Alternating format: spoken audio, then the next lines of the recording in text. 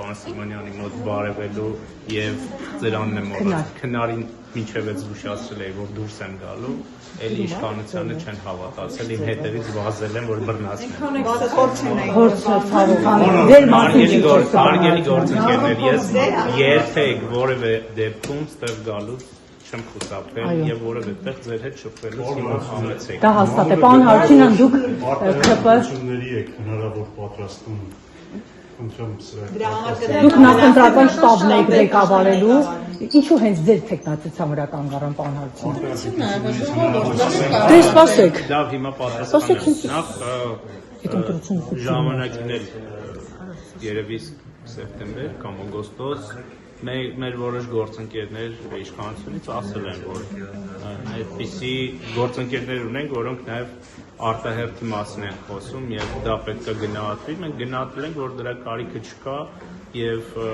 ուրեմն գնում ենք հերթական ընտրությունների, խնդրում եմ ավելորդ ինտրիգներ չփնտրել, շտաբի ձևավորումը կապված է այն բանի հետ, որ առաջին անգամ իշխանությունը ուզում է առանց տարբեր հարցերում ցայտնոտների, շտապողականության ճիշտ կազմակերպի իր աշխատանքը եւ այդ որոշումը պայմանավորված է դրանով, որ եւ առհասարակ քաղաքական ուժը ամեն հաջորդ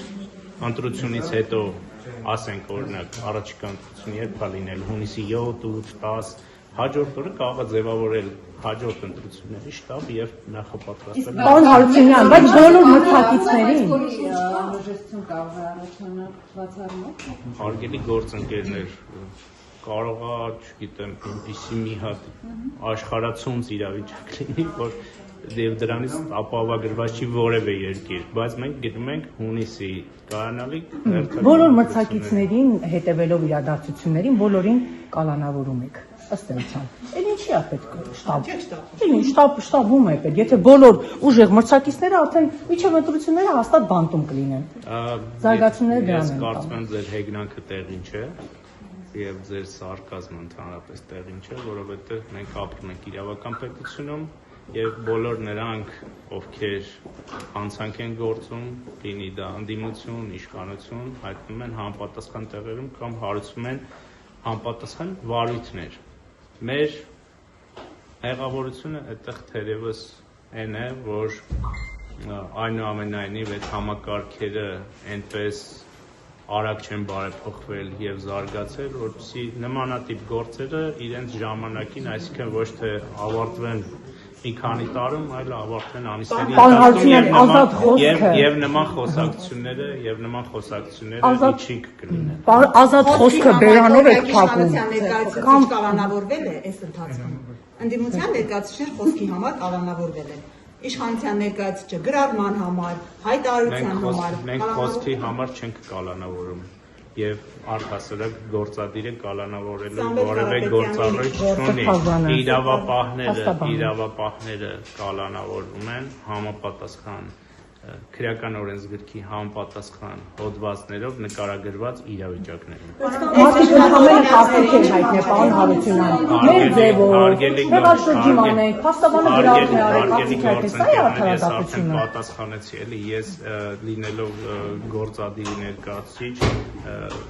որակումներ չեմ տալու եւ դատական համակարգը կտա պատասխանները արդյոք այդտեղ այդ ամենը իրավաչափերը թե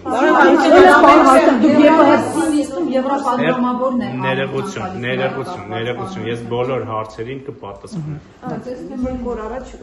եթե չեմ սխալվում, հենց բյուջեի քննարկմանը զեկույցի ընթացքում Նիկոլ Փաշինյանն ասաց, որ ադրբեջանական կողմի հետ